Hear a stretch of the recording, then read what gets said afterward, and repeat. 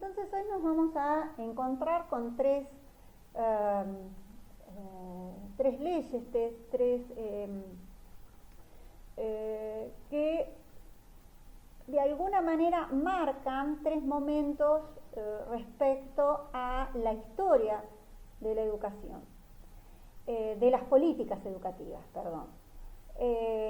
Un primer momento cuando aparece esta tensión entre Iglesia y Estado, vinculado en nuestro país a la consolidación del Estado oligárquico liberal, de lo que se conoce como la generación de 1880, consolidación de ese Estado liberal y la ley que dispone de una educación primaria, obligatoria, y esta tensión tiene que ver con una tensión con respecto al derecho a la educación, decíamos, ¿no? Por un lado estaba la Iglesia, ¿no?, que era la que hasta entonces se había encargado de la educación,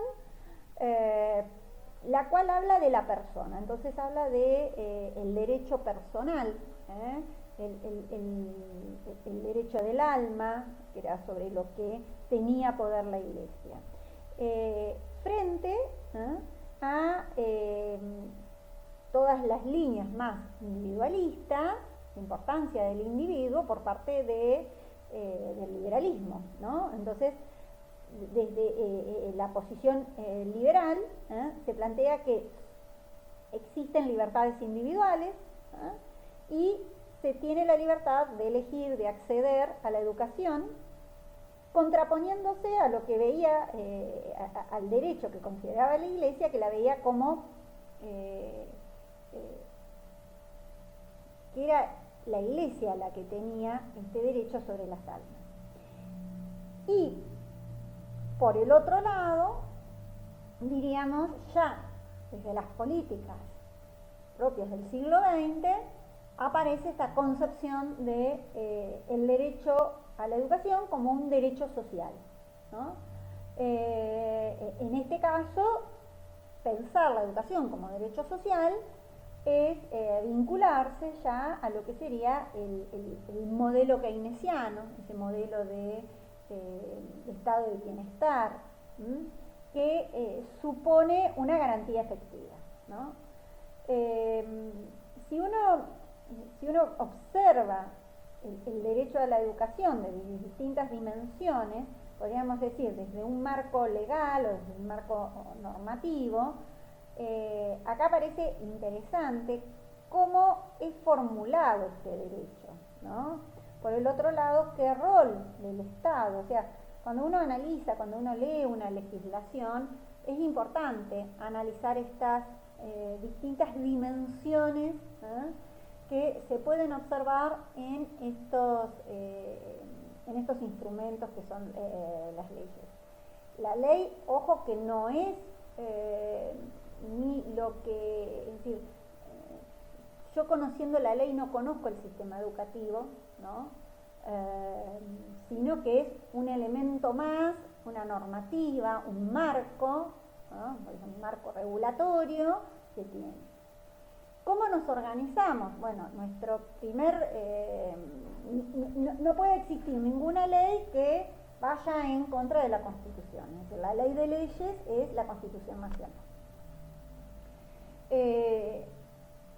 Luego están las constituciones provinciales, porque somos un país federal, ¿no? Entonces cada provincia tiene su propia constitución, que no puede contradecir a la Constitución Nacional. Esto que se dice una relación jerárquica entre las normas, ¿no? La norma inferior siempre está determinada en su contenido por la norma superior, ¿no? Por otro lado, vamos a tener en esa división de poderes que implica a nuestra manera de comprender y de organizar el Estado nacional y los estados provinciales, tenemos las cámaras, tenemos cámara baja y cámara alta, diríamos, o sea que tenemos legisladores, tenemos senadores y diputados.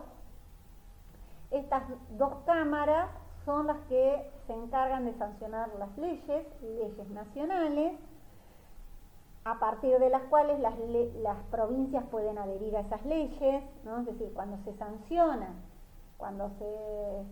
una nueva ley, la Ley Federal de Educación o la ley vigente de educación, las leyes provinciales de educación requieren reforma, ¿no? Para tener en cuenta esa ley vigente, esa nueva ley que va a estar vigente, ¿no? En ese sentido, esta relación que decíamos jerárquica.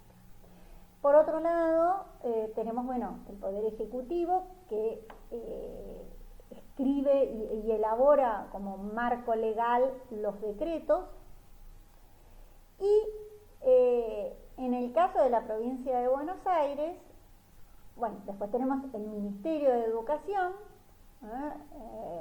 que en nuestro país tuvo una larga tradición ligada a estar junto con Justicia y Educación. En el peronismo histórico se divide y se crea el Ministerio de Educación y Cultura, y desde entonces pasa a tener una entidad hasta que se crea el Ministerio de Cultura y queda solamente como Ministerio de Educación, pero va teniendo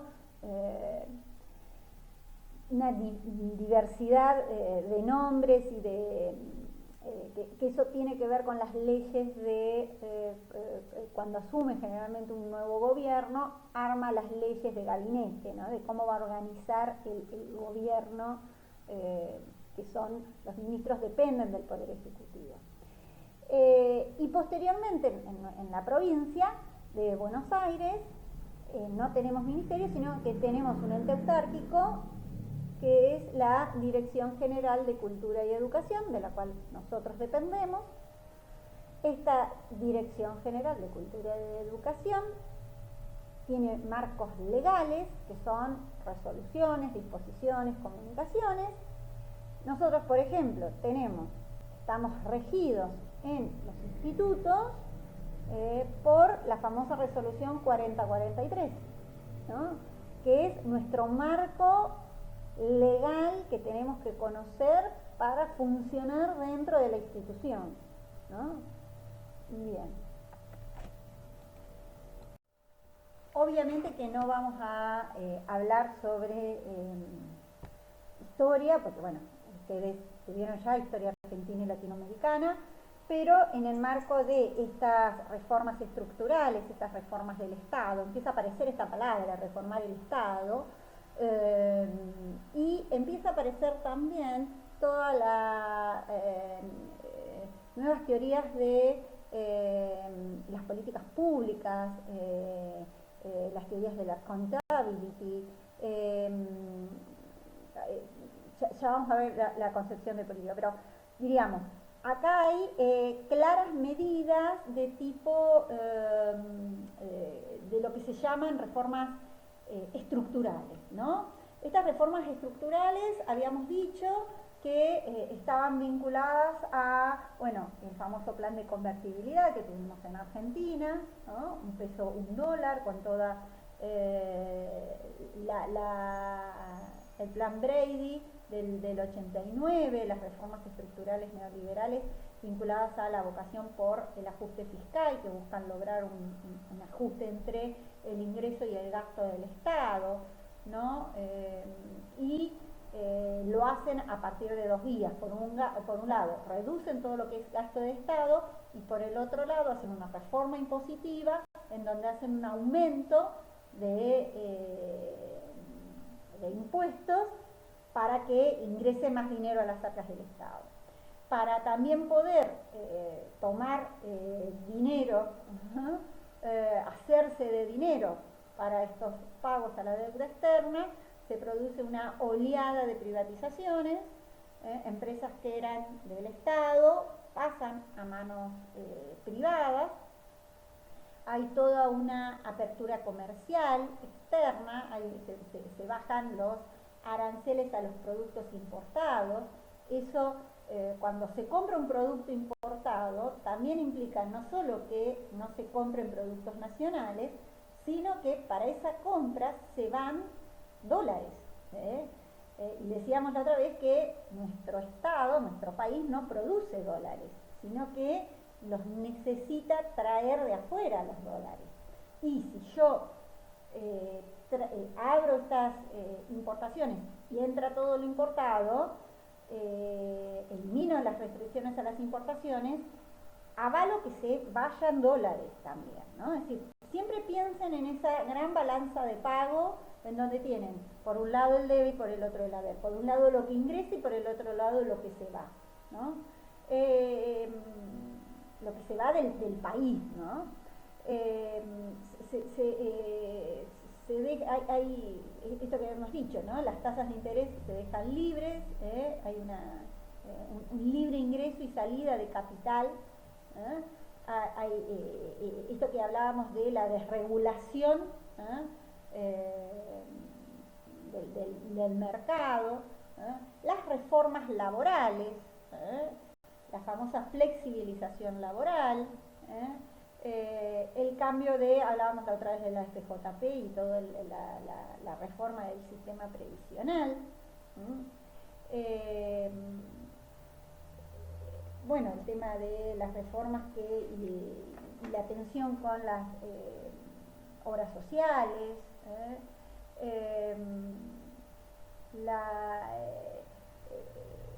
el famoso concepto de gasto público. Bien, ese es el marco en el que se va a sancionar, porque decíamos, pensar una ley es pensar en el contexto en el que se está sancionando, no solo quiénes la votan,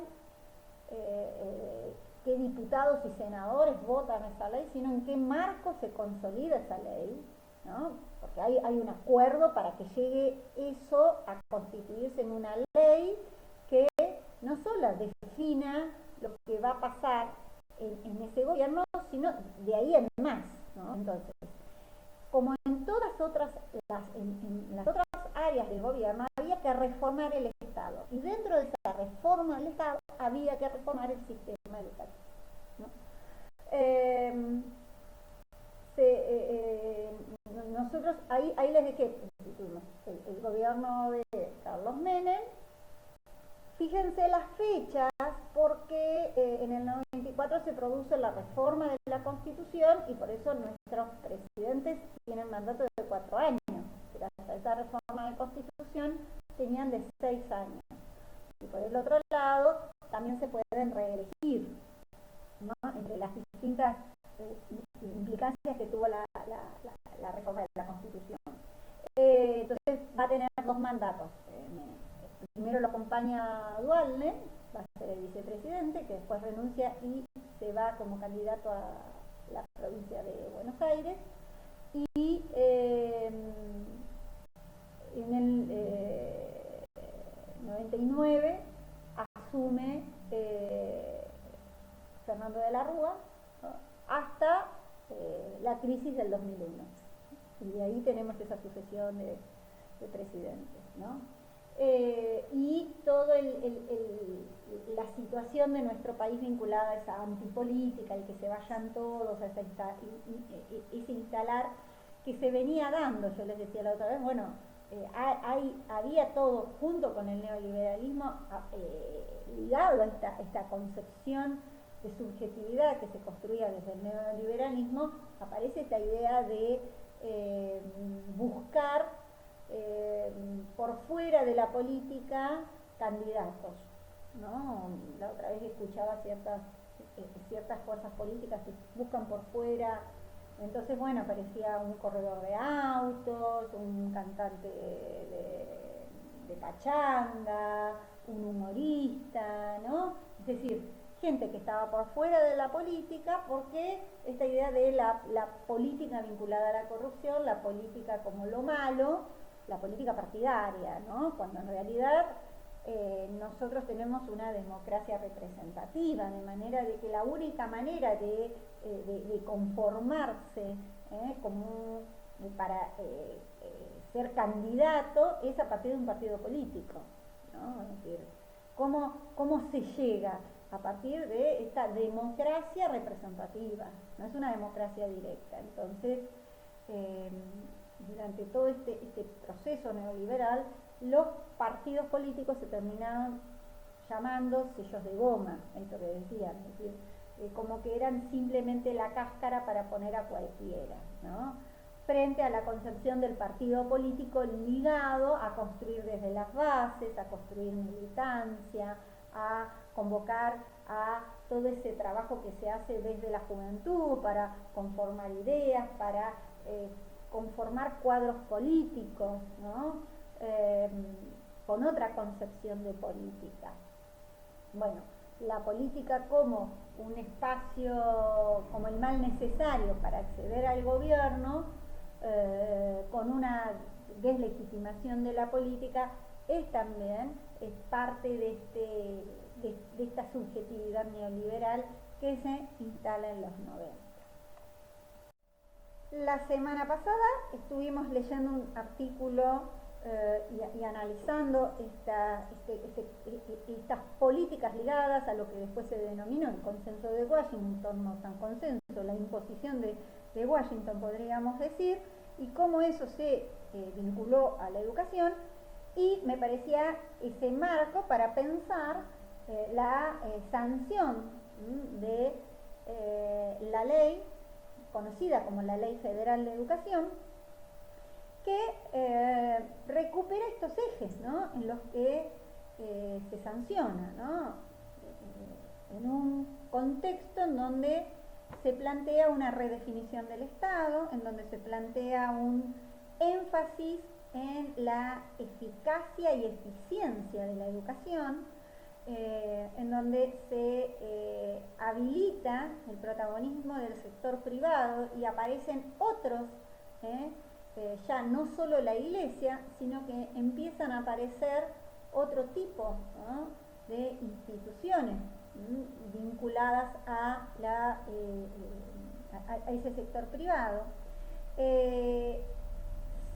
Hay toda una redefinición de la autonomía de la escuela. Aparece esta concepción de el interés exacerbado por la evaluación, y aparecen en distintas organizaciones las famosas evaluaciones estandarizadas de resultados, de rendición de cuentas, tanto para evaluar lo que es decir, el sistema educativo a partir de los estudiantes, como, y es algo que se está dando en el siglo XXI, la evaluación de los docentes. Todo esto, ¿no?, estos tópicos, podríamos decir, se pueden pensar como políticas de modernización neoliberal que fueron instituyéndose a partir de legislación, ¿no?, a partir de leyes, que no solamente se dan en nuestro país, sino que uno las puede analizar en América Latina. Estas leyes generales, nosotros nos va a interesar observar la Ley Federal de Educación, que se sanciona en 1993, un ícono de la llamada transformación educativa durante la presidencia de Carlos Saúl Menem. ¿Qué podríamos preguntarle, y qué invito a que le pregunten a esta ley que van a tener, que quisiera que analicen, ¿no? Es decir, ¿qué rol asume el Estado, ¿no?, con respecto a la educación? ¿Cómo es definido el derecho a la educación? Individual, social, personal, ¿no?, estos tres ejes que hemos dicho. ¿Qué noción de lo público, ¿no?, en esa materia educativa establece? ¿Cómo se reglamenta el trabajo y la formación docente? Si es gratuita o no es gratuita, si es una función del Estado nacional, de los estados provinciales, a quién se le reconocen los días al docente por ir a tener una formación. Bueno, ahí aparece, hay un abanico interesante que hasta el día de hoy está en debate, ¿no? Bueno, y el tema de esto que decíamos recién, de la evaluación docente. Algunas concepciones ligadas a el presupuesto. Los voy a invitar a que leamos tanto la Ley Nacional de Educación vigente como la Ley de Financiamiento Educativo. Primeramente, un poco para organizar. Todos sabemos, y eso lo han aprendido en la escuela primaria, que somos un país federal, o sea que estamos formados por provincias. Hacia la década del 90, se termina el proceso de transferencia de escuelas a las provincias, ¿no? Es decir, lo que se termina de... se habían empezado a transferir las escuelas primarias, un proceso que implicó en la década del 70, y que terminan de transferirse las primarias aproximadamente a fines del 70, ubíquense, qué gobiernos teníamos, y hacia los 90 se termina el proceso de transferencia de las escuelas secundarias, ¿no? Que todavía quedaban en manos del Estado Nacional, de manera que el Estado Nacional no va a tener escuelas a cargo. Desde entonces, las provincias van a ser las responsables de prestar el servicio educativo y el Estado Nacional aportaría recursos para la infraestructura, algún programa socioeducativo, formación, capacitación docente. Pero bueno, estalla obviamente en plena crisis del modelo de instalación del modelo neoliberal, estalla la crisis en donde cada vez más desocupados, y en el medio de ese largo conflicto docente, que vamos a ver algunas imágenes sobre ello, el gobierno se empieza y se logra por lucha docente que se instrumente para financiar los gastos salariales provinciales, porque las provincias les transfirieron responsabilidades, pero no les transfirieron recursos, ¿no? Entonces se crea lo que es el FONID, que es el Fondo Nacional de Incentivo Docente, ¿no? Que era una especie de complemento a las remuneraciones docentes. Y desde ahí las provincias pagan el salario docente, el gobierno nacional le adiciona un bono mensual, le transfiere el dinero a las provincias, y bueno, eso se pensaba que iba a tener una corta duración, pero bueno, el FONID introduce de alguna manera un adicional frente a ese federalismo, ¿no?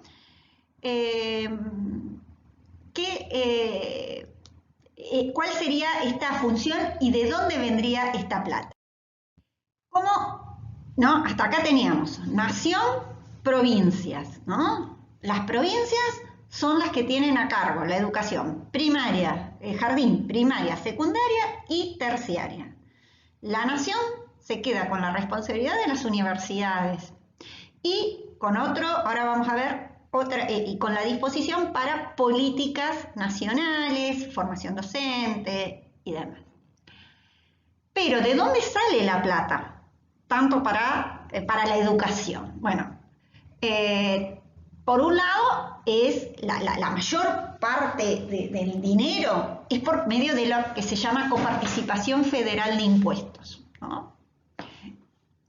Que llegan junto a otros fondos nacionales que se envían a las provincias, ¿no?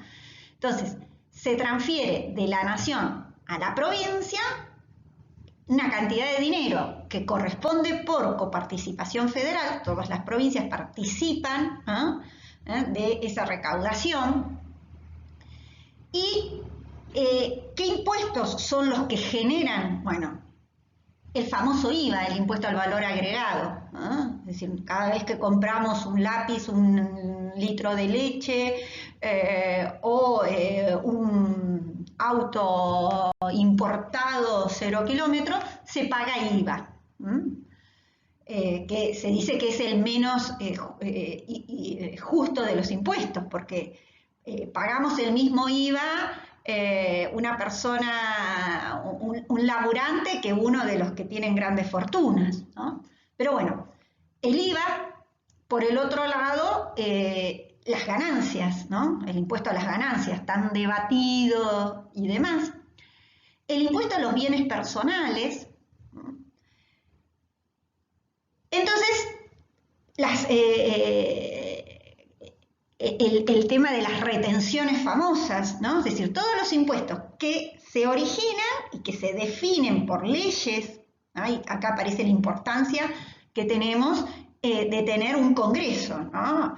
Y de saber a quiénes votamos, tanto para tener representantes en la Cámara Baja como en la Cámara Alta. Entonces,